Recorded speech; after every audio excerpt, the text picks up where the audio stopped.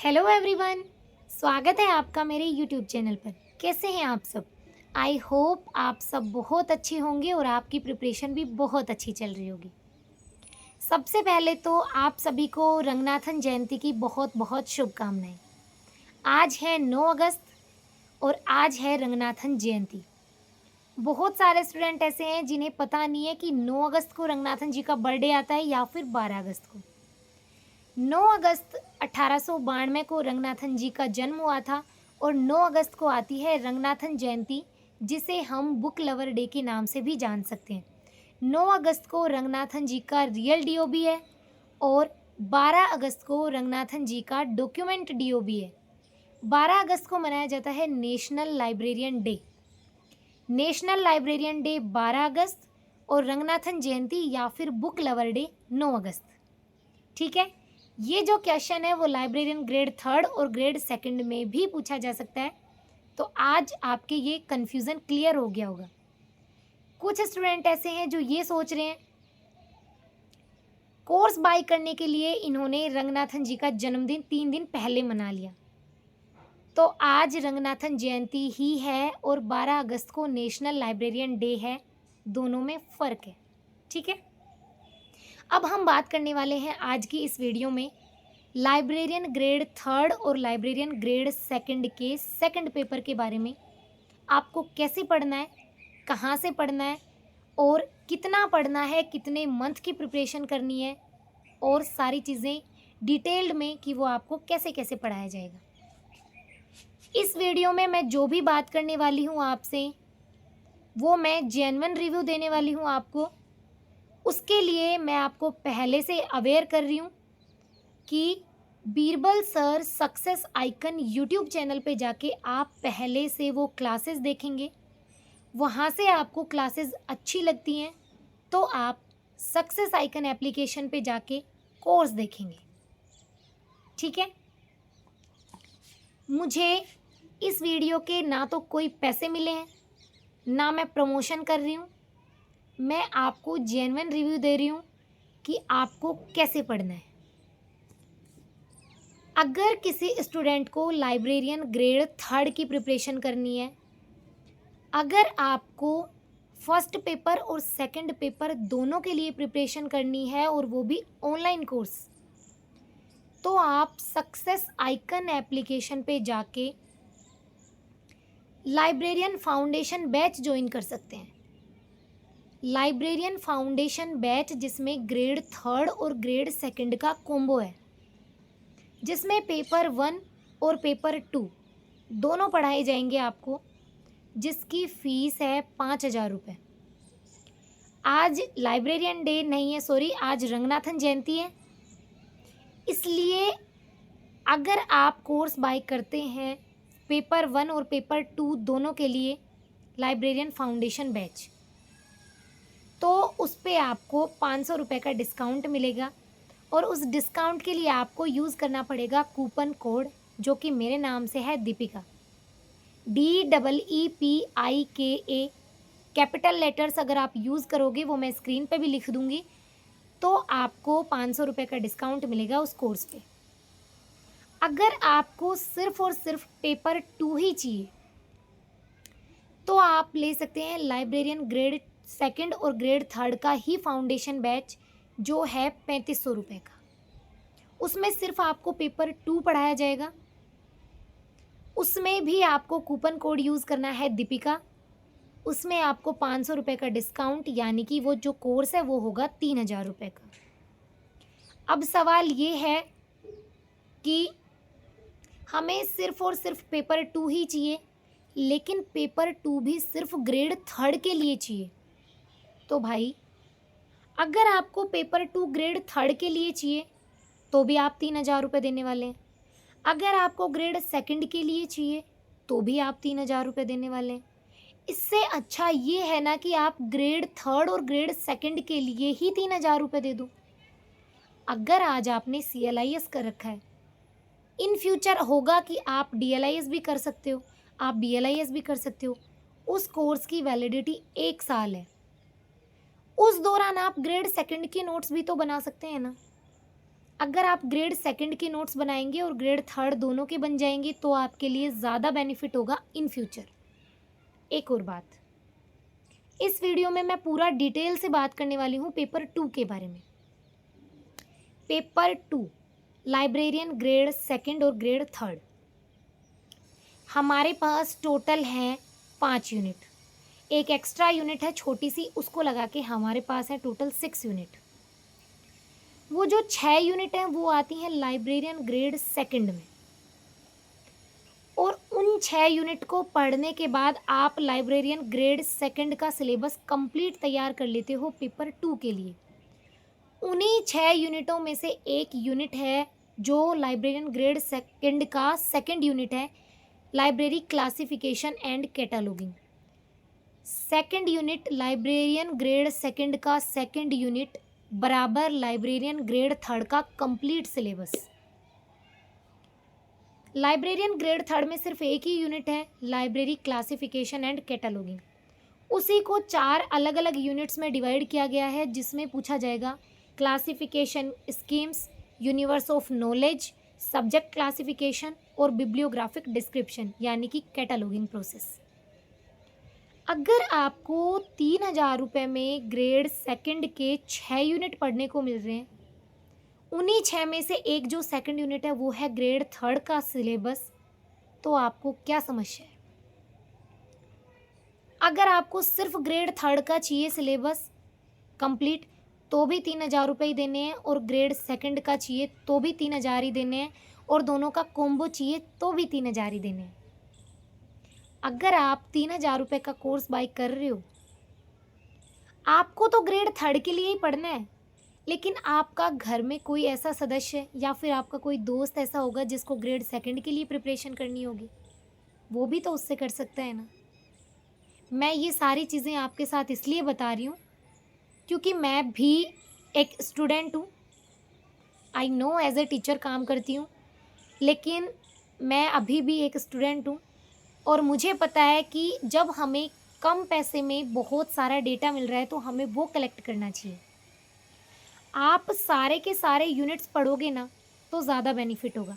एक और बात, मुझे किसी स्टूडेंट ने सवाल पूछे हैं तो आज मैं उन सवालों के आंसर भी करने वाली हूँ।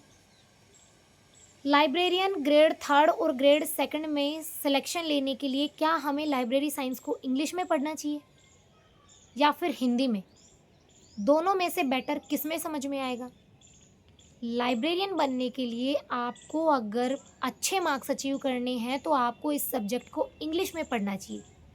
और जैसा कि बीरबल सर पढ़ाते हैं, इंग्लिश और हिंदी बाइलिंगुअल पढ़ाते हैं सर, लेकिन जो टर्म इंग्लिश में होती है ना वो ज़्यादा अच्छे से समझ में आती हैं, ज़्यादा अच्छे से कनेक्टिविटी दे पाती है माइंड में। एक वर्ड है एरे, जिसको एरे बोलेंगे हम, लेकिन उसी को हिंदी में बोलेंगे पंक्ति। अब हो सकता है उस एरे के लिए हिंदी में कोई और टर्म यूज़ किया गया हो पेपर में। रंगनाथन जी ने कोलन क्लासिफिकेशन पूरी इंग्लिश में ही दी है, लेकिन हम उसका ट्रांसलेशन कर करके ऐसे ऐसे वर्ड्स लेके आ जाते हैं जिनका एग्जिस्टेंस ही नहीं है। हो सकता है हमने उस वर्ड का जो मीनिंग है वो कुछ और पढ़ा हो, हमारे सर ने कोई और मीनिंग पढ़ाया हो उसका, किसी और टीचर ने उसका कोई और मीनिंग पढ़ाया हो, और एग्ज़ाम में उसका ट्रांसलेशन कोई और ही आया हो, तो हम उस क्वेश्चन को हो सकता है गलत कर दें। इसलिए लाइब्रेरी साइंस को इंग्लिश में पढ़ना बेटर है हिंदी के बजाय। लेकिन आपको पता है कि हम सारे स्टूडेंट्स जो हैं ऑलमोस्ट हिंदी मीडियम के हैं, तो हम क्या करेंगे? हम कुछ नहीं करेंगे, हम पढ़ेंगे और हम बाइलिंगुअल पढ़ेंगे, यानी कि जो इंग्लिश में भी पढ़ाया गया हो और हिंदी में भी पढ़ाया गया हो। बीरबल सर बाइलिंगुअल पढ़ाते हैं। उसके बाद में ये सवाल आता है कि लाइब्रेरियन ग्रेड थर्ड का जो एग्ज़ाम हुआ था उसमें बाहर से क्वेश्चन पूछे गए थे या फिर सिलेबस के ही थे? सिलेबस से ही क्वेश्चन पूछे जाते हैं, लेकिन उसमें 10 से 12 क्वेश्चन ऐसे थे जो आउट ऑफ सिलेबस थे। आउट ऑफ सिलेबस का मतलब है कि जो एक यूनिट दे रखी है क्लासिफिकेशन एंड कैटलॉगिंग, उससे बाहर थे। यानी कि कुछ क्वेश्चन जैसे मैनेजमेंट के पूछ लिए, रेफरेंस सर्विसेज के पूछ लिए, ऐसे टाइप के, कंप्यूटर से पूछ लिए। तो टोटल जो 6 यूनिट है ना वो लाइब्रेरियन ग्रेड सेकंड में दी गई हैं, तो वहाँ पे सर पढ़ाने वाले हैं ना उन यूनिट्स को। तो अगर आपके पास वो फाउंडेशन बैच रहेगा तो आप वो यूनिट्स भी पढ़ सकते हैं जो कि ग्रेड थर्ड के लिए आउट ऑफ सिलेबस क्वेश्चन होगा, लेकिन आपका पढ़ा हुआ होगा, तो वो आपके लिए आउट ऑफ सिलेबस नहीं होगा। ऐसा ही हुआ था हमारे साथ। हमें लाइब्रेरियन ग्रेड थर्ड की ही प्रिपरेशन की थी जिस टाइम पे, तो फिर ऐसा लगा था कि ये क्वेश्चन आउट ऑफ सिलेबस हैं क्योंकि वो कभी देखे नहीं थे। अगर मैंने लाइब्रेरियन ग्रेड सेकंड की प्रिपरेशन की होती तो मेरे लिए वो आउट ऑफ सिलेबस नहीं होता। इसलिए एक तो ये बात कि आप बार बार ये सवाल मत करो कि सिर्फ़ और सिर्फ ग्रेड थर्ड का बैच चाहिए, क्योंकि आप भाई ग्रेड थर्ड का बैच लोगे तो भी पैसे बराबर लगने हैं और ग्रेड सेकंड का लोगे तो भी बराबर लगने हैं। इससे अच्छा है कि एक बार पैसे देके आपके पास पूरा डेटा आए, ताकि आने वाली ग्रेड सेकंड में भी आप एलिजिबल हो पाओ। हो सकता है ग्रेड सेकंड थोड़ा लेट आए, तो आप डीएलआईएस कर लो या फिर बीएलआईएस कर लो और आप ग्रेड सेकंड में एलिजिबल हो जाओ। फिर उसके लिए क्या अलग से डेटा पढ़ने जाओगे?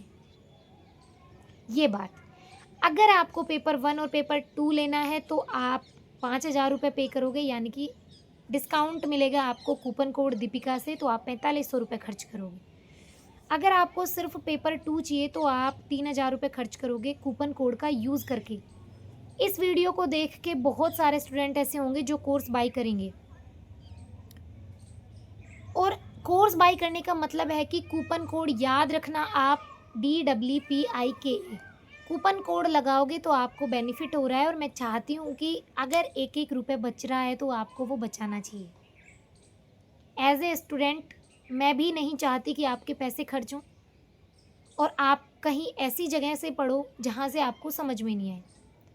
बहुत सारे स्टूडेंट हैं जो ऐसे सोचते हैं कि लाइब्रेरी साइंस इंग्लिश में ही समझ में आएगा, तो मिथ है। इंग्लिश में ही समझ में आएगा ऐसा मिथ है, लेकिन इंग्लिश में समझ में बेटर आएगा ये बहुत सही बात है। बाइलिंगुअल पढ़ाया जाएगा तो दिक्कत नहीं है। सिलेबस से बाहर क्वेश्चन आने का कोई चांस नहीं है, क्योंकि लाइब्रेरियन ग्रेड सेकंड में सारी यूनिट्स पढ़ लोगे तो ग्रेड थर्ड में तो आउट ऑफ सिलेबस कुछ नहीं होगा। पेपर सिलेबस से बाहर होने वाली बात हो चुकी है। उसके अलावा इंग्लिश में पढ़ना है, ये बात भी हो चुकी है। उसके अलावा ये बात कि लाइब्रेरियन ग्रेड थर्ड का जो सिलेबस है वो कितने दिनों में हो जाएगा। लाइब्रेरियन ग्रेड थर्ड का जो सिलेबस है वो हो जाएगा 4 मंथ्स में। 4 महीने आप मान के चलो, 4 से 4.5 महीने में लाइब्रेरियन ग्रेड थर्ड का सिलेबस हो जाएगा और 6.5 महीने में लाइब्रेरियन ग्रेड सेकंड का सिलेबस हो जाएगा। क्योंकि जो क्लासिफिकेशन एंड कैटलॉगिंग यानी कि जो लाइब्रेरियन थर्ड ग्रेड का सिलेबस है वो बड़ा है थोड़ा, उस यूनिट को हटा के जितनी भी यूनिट बचती हैं ना वो थोड़ी छोटी छोटी हैं, इसलिए 2 महीने में सारी यूनिट्स कंप्लीट हो जाएंगी और 4 महीने में ग्रेड थर्ड की यूनिट कंप्लीट होंगी। इसके अलावा बात ये कि सर का जो ऑनलाइन बैच है वो तो ऐसे ले सकते हो आप, लेकिन अगर ऑफलाइन बैच लेना है तो क्या करना है। ऑफलाइन बैच की जो फ़ीस है वो रखी गई है 27,000 रुपये, जिसमें आपको पेपर 1 और पेपर 2 दोनों पढ़ाए जाएंगे 27,000 रुपये में। उसके लिए क्लासेस अभी चालू कर दी गई हैं और उसमें जो क्लास हैं वो 2 क्लासें लग रही हैं जीके की, जिसमें से एक क्लास है आर्ट एंड कल्चर की और एक क्लास है इंडियन पॉलिटी की, और एक क्लास जो है वो है लाइब्रेरी साइंस की डेडिकेटली। ऑफलाइन बैच के लिए बात ऐसी है कि 27,000 रुपये फ़ीस है, उसके साथ में रहने के लिए खर्चा 7,000 रुपये हॉस्टल फ़ीस है। 7,000 रुपये हॉस्टल फ़ीस या फिर आप रूम लेके रहते हो वो आपका अपना है। आप 10,000 रुपये मंथली और साथ में 27,000 रुपये फ़ीस को ऐड करके चलिएगा। अभी वैकेंसी नहीं आ रही है, इसलिए जो सिलेबस है वो थोड़ा धीरे धीरे होगा। इसलिए हो सकता है कि जो सिलेबस 4.5 महीने में होने वाला है वो 6 मंथ्स में कंप्लीट हो। और ऑनलाइन बैच का भी ऐसा ही है कि अभी रिक्रूटमेंट नहीं आई है तो चीज़ें बहुत ज़्यादा डीपली पढ़ी जाएंगी। जैसे ही रिक्रूटमेंट आएगा तो चीज़ें थोड़ी फास्ट की जाएंगी, लेकिन अभी बहुत अच्छे से सिलेबस होगा। ऑफलाइन बैच का खर्चा कितना है वो मैंने बता दिया है, आप अपने अकॉर्डिंग देखना। ऑनलाइन बैच का खर्चा कितना है और आप घर बैठ के कितना शांति से पढ़ सकते हो वो भी आप अपना देखना। मुझे ये बात बतानी थी आपको कि कोर्स पे डिस्काउंट कितना है, क्योंकि बहुत सारे स्टूडेंट हैं जो बार बार कर रहे हैं कि मैम डिस्काउंट दिलवाओ।